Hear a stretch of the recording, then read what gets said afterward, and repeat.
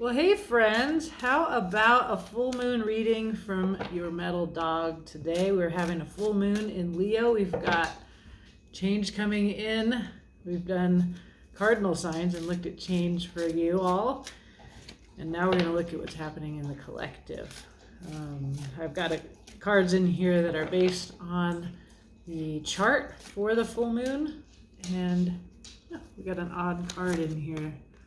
The Nine of Air from a different deck. Interesting.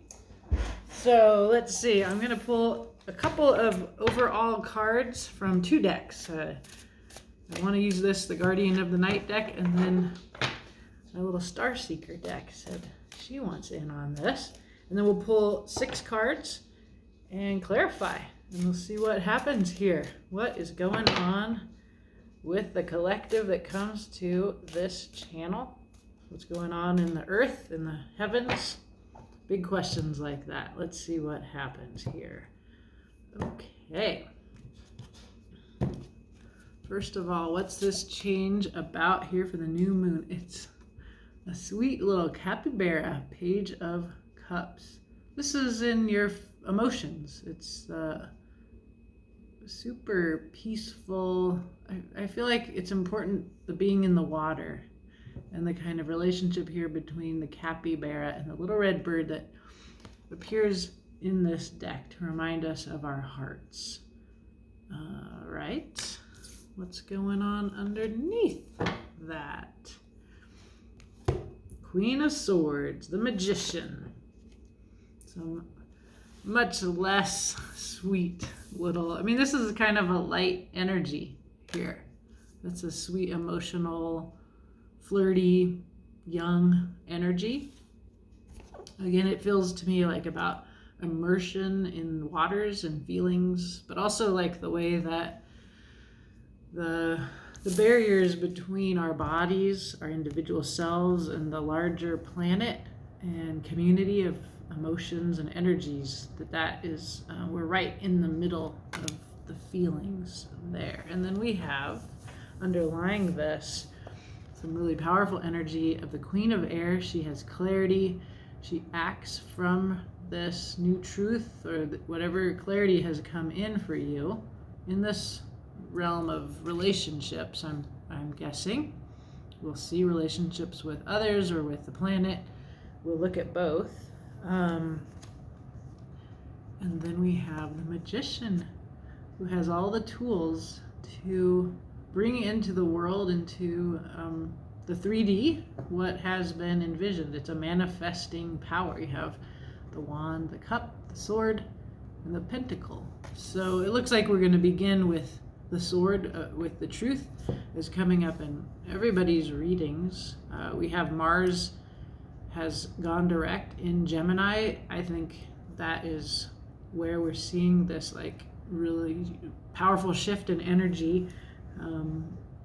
Otherwise, we will keep looking at what is going on. This Page of Cups is making me think of Venus, who is in Pisces.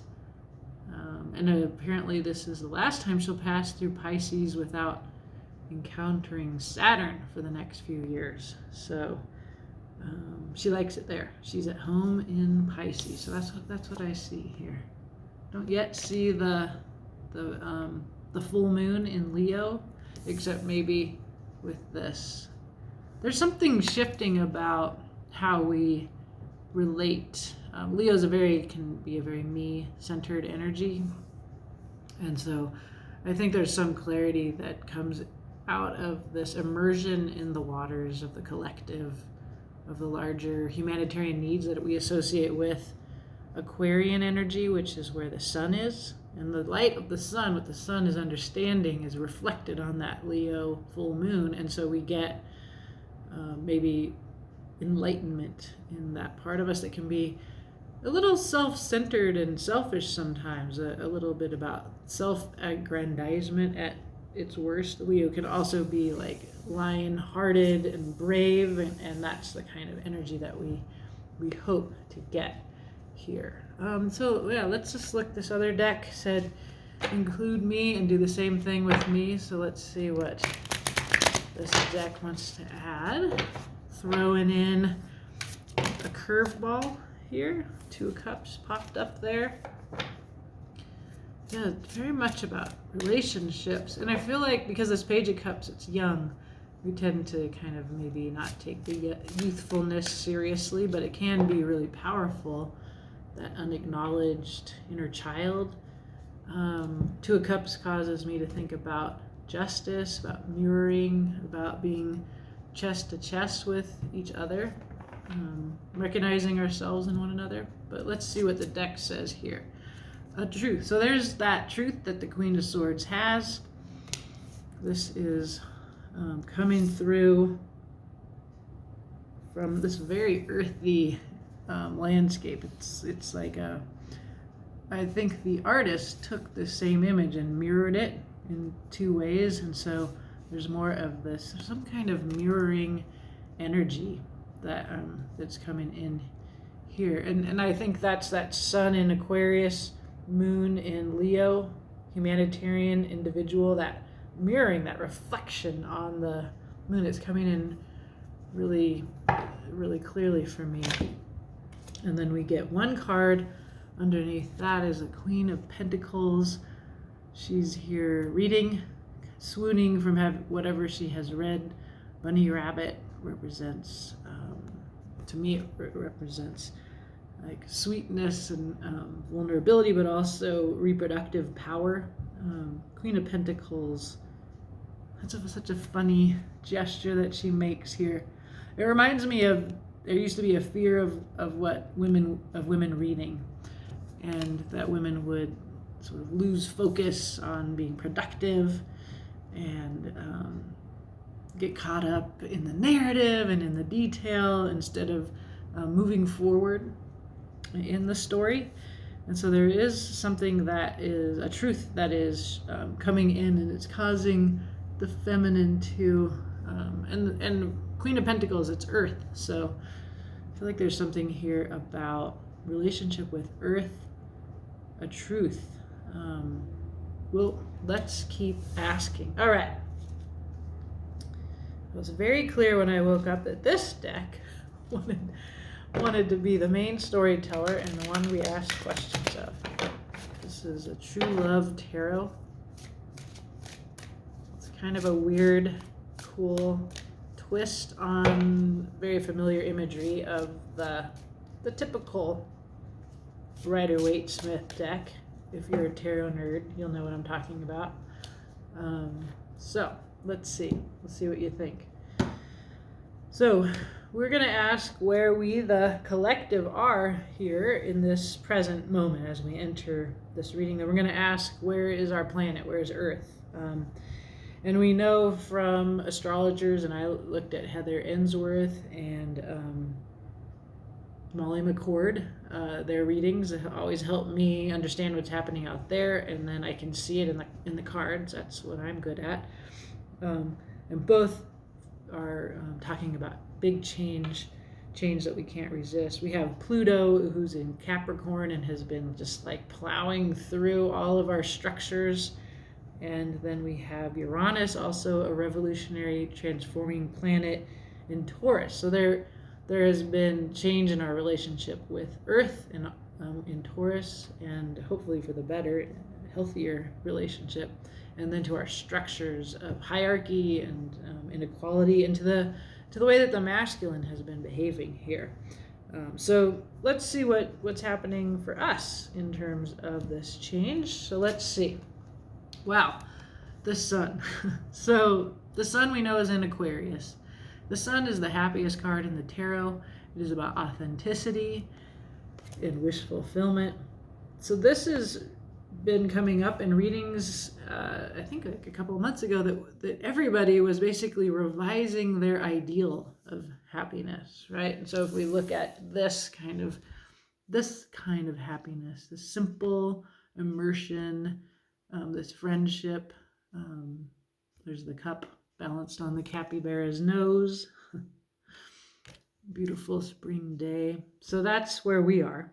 We're looking at change in what we mean by authenticity and happiness. That's beautiful. Okay. The Earth is coming in here with the Prince of Cups, the classy love offer. Beautiful. Heart fourth. Again, much like our little capybara, there is like a lovely meeting of us and our planet here coming through in this reading. And I think this has a huge amount to do with where we see the fixed signs involved, but also the effect of Pluto and Uranus here. Okay, thirdly, so this is the change that we're seeing. And we can see, pardon me, I'm having like a very brief, intense headache. It means I need to drink some water. Okay. All right. Okay, change. What's this change have to do with? We get a 9 of Wands. This is something that we have been working really hard on. That we've been feeling it for a very long time. We're wiser for this struggle, but it has been a long struggle, and you're almost there. And that makes sense to me. What we see in the chart for this full moon is that Pluto is almost ready to exit Capricorn, has just been plowing through there for a good while. And we've felt this out there in what's happening historically. And so that's what I feel. We're feeling this change, and we're feeling exhausted from it as a collective. That's really interesting. Now, how do we feel resistance to this change? There is something in the heart here, in the emotions, an Ace of Cups. It's a beautiful, emotional reminder that even though we've been experiencing this difficult historical moment, there is something in our hearts or divine love here that is there's something that we are emotionally attached to or immersed in. And I'm seeing that as I look at our overall cards. Like I see this one is holding a cup, that Ace of Cups, and I see this cup here. Perhaps first you bring in the sword, you use your mind, you use the truth, and then you bring in your heart. So there's something about the challenge of this truth and the way that it might seem, and the Queen of Swords can feel cold, and often readers read her as cold because that clarity that happens that requires you to make change, if you do it, you can do it in a harsh way. So what we're hoping for here is like, yes, we want change, but we don't want to do it without engaging our hearts, our cup. And I think that is the effect of a Leo full moon, because of that lion-heartedness and the sun is the Leo full moon, right? This is where we're at. So our resistance to this change and is that in the exhaustion of our struggle to make this change, that we need to remember how to follow the example of the earth, which is to be in relationships that come from the heart, from the emotions that are deep, that are enduring, and divinely supported. So we also see in very positive aspect to this full moon, we see the wounded healer Chiron is in Aries. And so I wanted to ask about how that might be appearing. Like, where does healing lie? And we get a beautiful Ace of Pentacles here. So it seems that we're definitely healing in relationship with Earth. It's very much about our 3D world and bringing and that we saw that already. This Queen of Pentacles, our Earth Queen. So there is a healing here in the process, in the light of this full moon, where that humanitarian, future-oriented Aquarian energy reflects on Leo. And I think of something actually my Druidry teacher said at this recent Imbolc ceremony that she held, that she prayed for good leaders. And I feel like that is something here that we, the collective, are thinking about as well with Leos in the full moon, and Leo being that lion-hearted leader. So what's the outcome? What's the future for us? We see the Lovers. So this is when we take our love and our desire and we sublimate it towards a divine purpose. It's also, so we can see the relationship between this, what we're changing is our relationship to what we mean by happiness and authenticity. And we can see that this is here divinely supported. It's a very strange image here of this structure. So it's almost like lungs, and it's a strange sense of healing. It's reaching up here. Yeah, and then we can see those two little angels flying. But look at the way that the postures of these two lovers, that they're, and this could be the divine feminine and the divine masculine, kind of naked, and that's talking about authenticity under the sun, but open and like in a posture of receptivity, which we see here is what's been holding us back in this transformation, like an appetite for transformation. Uranus in Taurus, Pluto in Capricorn, a relationship with Earth, a relationship with structures of power under dramatic change. And that our resistance has been like, where's the heart? Where is your heart? And with our Leo full moon, the lion-heartedness, I feel like this is here. And I feel like there's something like really weird and fantastic, and yet exactly what we have been needing coming forward here as the outcome of this change. So it feels very, very positive to me. Yes, and I keep seeing this in in the collective, in the cardinal signs. We see this is really about our ideal of community and happiness and emotional fulfillment. And there's the resistance to change, the Seven of Wands. It's a lot to do with integrity. And it can be a bit rough, right? So like if you're how do I say this? Like, integrity is really important, but a Seven of Wands can feel like resistance to others, that you have to be so individualistic, and Leo can be that way, in self-preservation, that you actually are in this relationship to community and to others. And so there are some who are feeling themselves standing outside of this, and they're right to do that, right? So they can look at themselves and that they've been in a long struggle. And some of us may feel like, I've been struggling to change this world, and I'm tired and I'm pissed off and I don't have anything to give. What this reading is telling us is not that you're not right, but it is telling us that it's like bringing kindness and gentleness and love. Like if you could just do that for the last mile here, the change is coming in, and that the way to do this is to shift your perspective from yourself and your individual happiness and what you have a right to and justice for you, to shift that into remembering that none of us is all of us, let me just put this in the positive, all of us have a relationship with our planet that needs to be healed.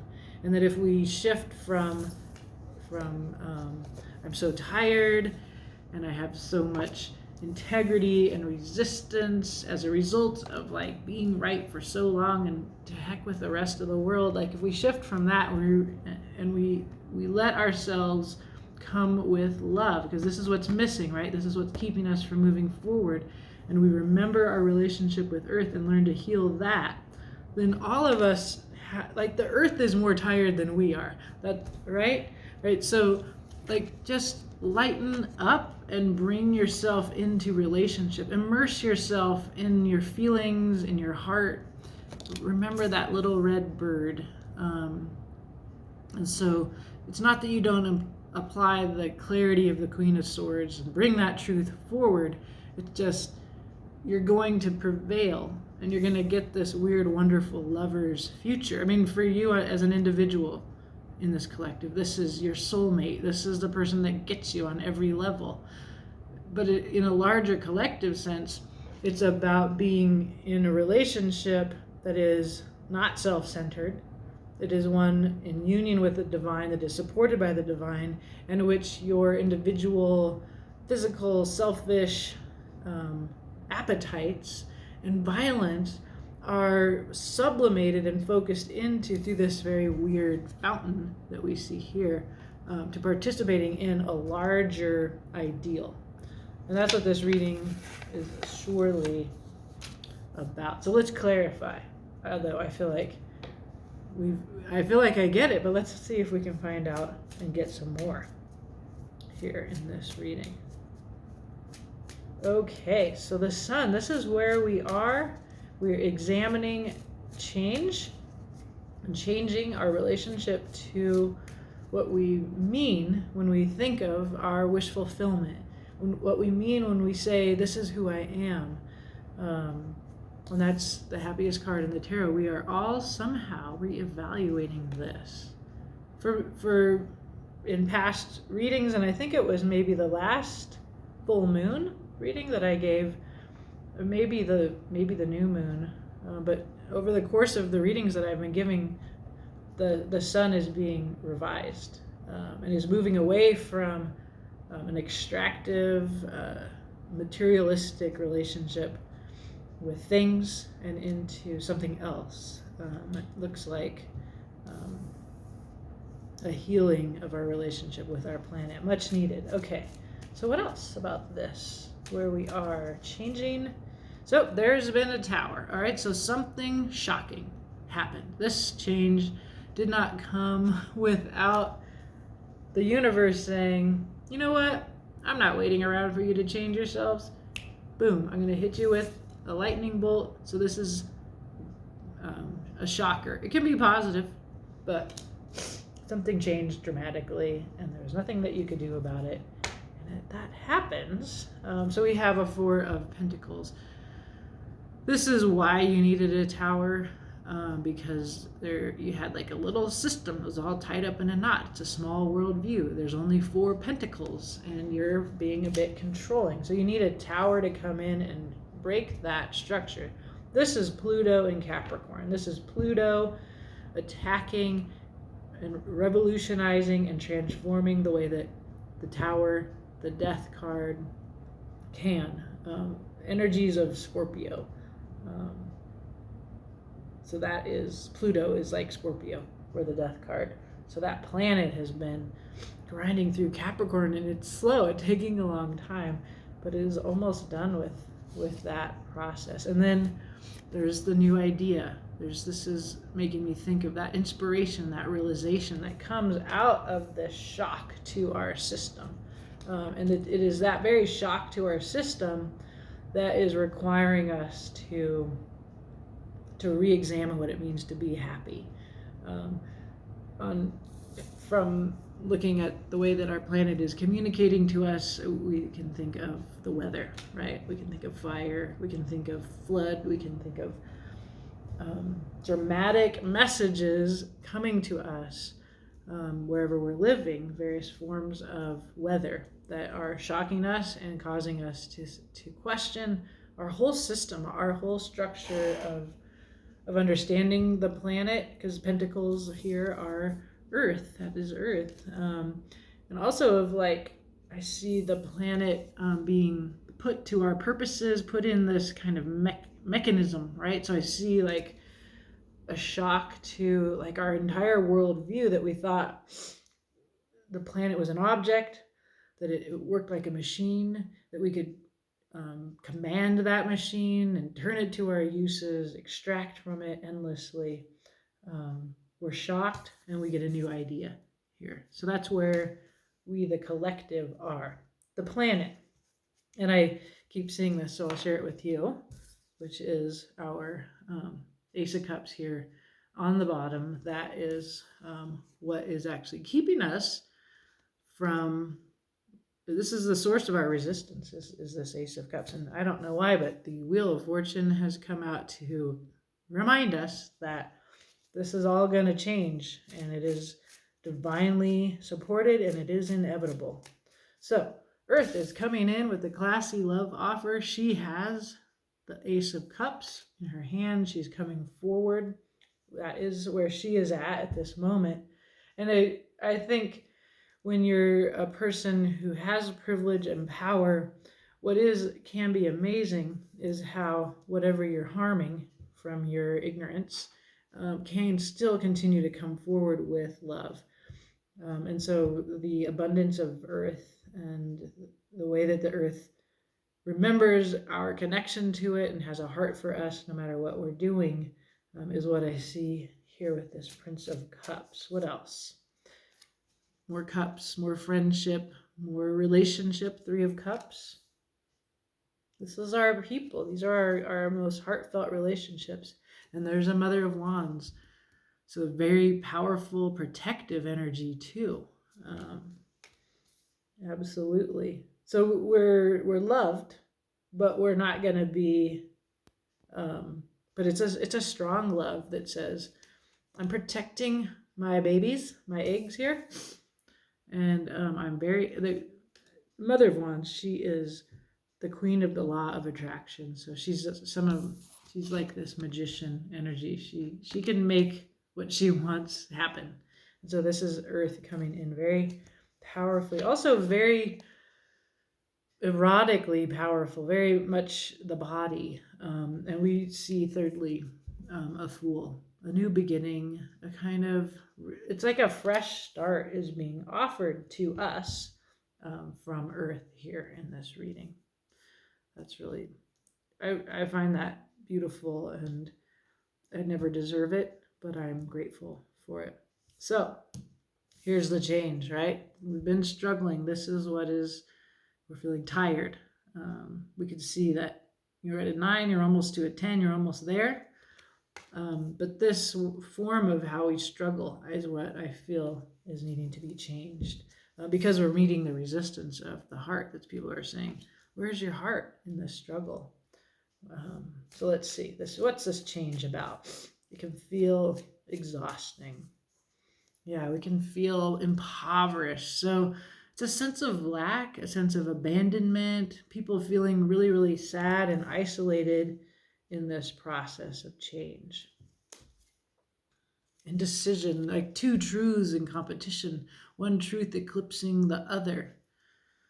These are difficult. These are why we're tired. And the Emperor, there's structural power. It's Aries energies where we find Chiron. It's a very decisive masculine energy. So this is the change here. Yeah, I feel like I've really covered this, that our current situation is exhausting. I mean, you can really see this deck is made by a woman of color, and we can see, if you want to read whiteness into this, yeah, sometimes this image troubles me because it almost is like an evolution to whiteness. Like when you become complete, you're white. But we also can see hierarchical power here, that this person's being present is on the backs of these people. So like this is the structural inequality that we deal with, that some people feel abandoned in that. And I guess what I see here is like, so here's that same eclipse, and what the astrologers are telling us is that this Leo full moon is happening exactly at the midpoint between the full lunar eclipse that happened in November in Taurus, and that we're going to be having another full lunar eclipse in Scorpio. So we're exactly halfway between these 2 eclipses. And so here we see these eclipses. This appears like these are related, right? So we have the decision point, there. And then there is something here about the Emperor. I feel like this is the eclipse we've yet to have, and so in some way, like, I can't really see what it's about. It feels like cold truths back in November that we confronted a decision point, and that come was that not November, Taurus season, May, April, May, and so now when we get to October, November coming ahead, this Emperor, another eclipse, like we will better understand this. But what I do see is that in this like cold truths, intellectual clarity that may have come in to that decision point with the last eclipse, we can see that coldness of this clarity. And I don't always read her as cold, but no one's going to argue with me about that. I usually try to talk a lot about the kindness of truth, but that there are many people who are feeling this way in the way that we are currently confronting and competing for. And it feels like almost like a two-party system, right? November's election season. So that's what's ahead. Do we have an election coming up that matters? I don't know.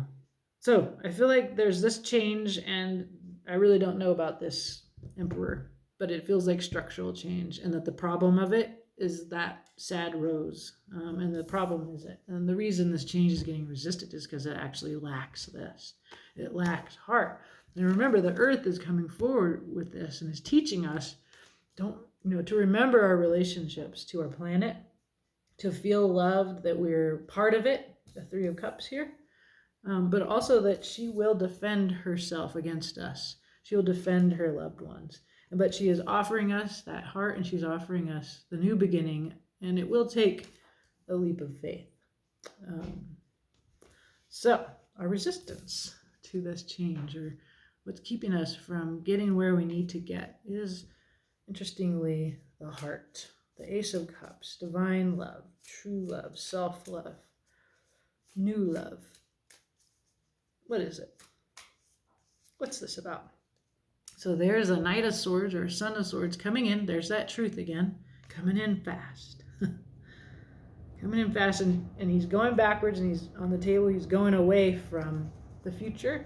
So he would be bringing this truth is like kind of like coming in as an old way. So then we have a need to put down the truths, a Six of Swords. It's a changing your mind, changing your stories, changing your paradigms. It's like old truths need to be put down so that you can move ahead in a new way.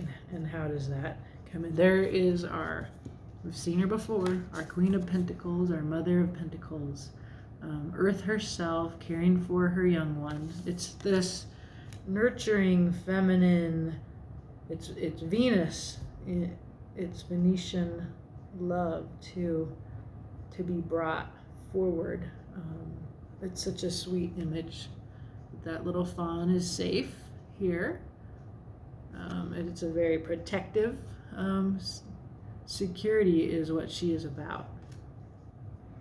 And our security depends on putting down the swords and bringing forth the heart. We know that. I feel like in some way, I'm a professor of history. I teach U.S. women and gender history. I do a lot of critical intersectional race, all this theory, right? And like I feel like we're done with the critique now. There's plenty to read. We can see what we're in, and we can put down like the sharp knife of critique and begin to work instead in the creative possibilities, the manifesting of the magician or the Mother of Wands.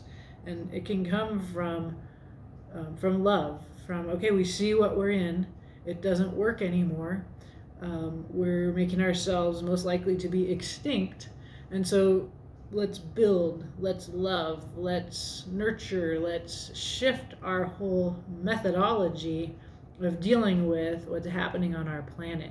Because, and this reading is really clearly telling us that, our swords, our minds, our critical intellects, our willingness to, pierce the truth and mirror so we can see each other, right? Like this has had an effect, right? It's had an effect. This is the effect. It's like, wow, it's overwhelming in a way. I'm swooning in the effect of this. And now, like, it's left us here. Like, we have so much integrity. We're so right, but we're so alone. And what we end up resisting if we want to stay in that, is a new ideal of emotional happiness. And I feel like the Mother of Pentacles understands how to go forward with an Ace of Cups instead of just an Ace of Swords. Okay. The wounded healer in Aries gave us, we're healing our relations with Earth, right? Aries is the very beginning. It's where Jupiter has come. So we're starting a new cycle with Jupiter. 12-year cycle has just entered Aries. It's our body, it's our identity. But here it's really coming in as our relationship with what Pentacles are, which is Earth. Let's see what else we can find here about this. What is being healed? So here's where the change is coming in. The Wheel of Fortune. Inevitable, divinely supported change. Another eclipse here. The owl that makes me think of the Queen of Swords started us off here. Chariot, cardinal energy. It's a very animal, physical energy that's coming out of this full moon in Leo. Yeah, we see, I think that's what we should be seeing here. It's not an eclipse, because this is what the eclipse looks like. What we're seeing is the moon fully lit up, reflecting the light of that sun in Aquarius.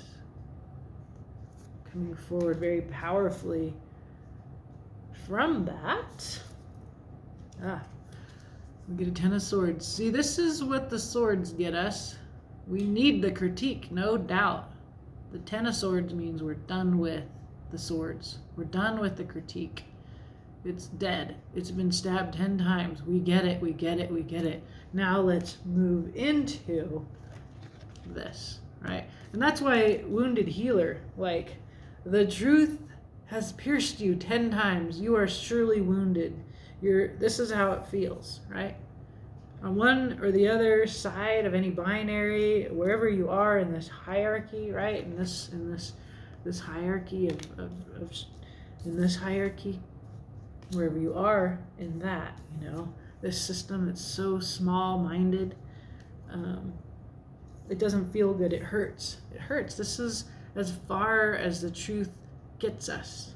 You kind of, when you get to the Ten of Swords, like, you finished analyzing the truth, like, you've seen it, and now you actually get up from that dead body and you walk into the new day, and this is the future, the Lovers. I think it's really important that it's a union.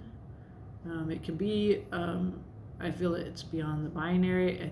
I feel it's across the difference, though, between us, whoever you identify with in this, people with or without power, people who are actors, people who are nurturers. Victories on the bottom here.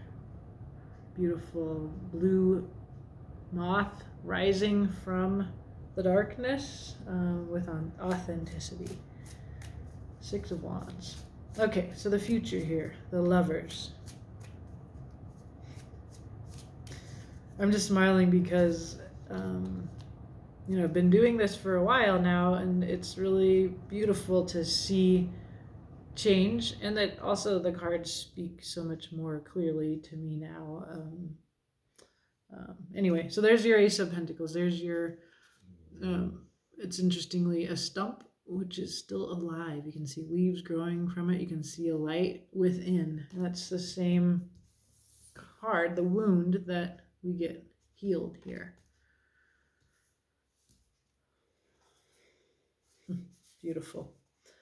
There is a Nine of Pentacles. There's more of that protective feminine energy. This is self-sovereignty. It is you actually being able to have what you need and to make a safe, beautiful home. It's very much about Earth taking care of all of us. And it's really funny. Remember I told you that we had like an odd card? That's the same one. There's not a lack of anxiety here. Everything's changing. And that's the card in this deck that comes up. Insomnia, anxiety. This is the truth, the old truths, or maybe new truths. Like, they're uncomfortable. That's fantastic. I find that I just like this image of that same card so much more. This poor fairy, she's got the wasps buzzing in her mind all night long. There's that full moon. In tarot reading, there's nothing that happens on accident. So finding that card here and then this being what we get here in the future. So we do see a new beginning, and it isn't without difficulty. Like I see our minds continue to challenge us. Truth continues to challenge us, and it should. Like, we ought to really be lying awake here. We ought to be this alarmed and unable to sleep, and unable to go back and be unconscious again. I think that's a good thing. So the future here, Ace of Pentacles, Nine of Pentacles, and the Nine of Swords.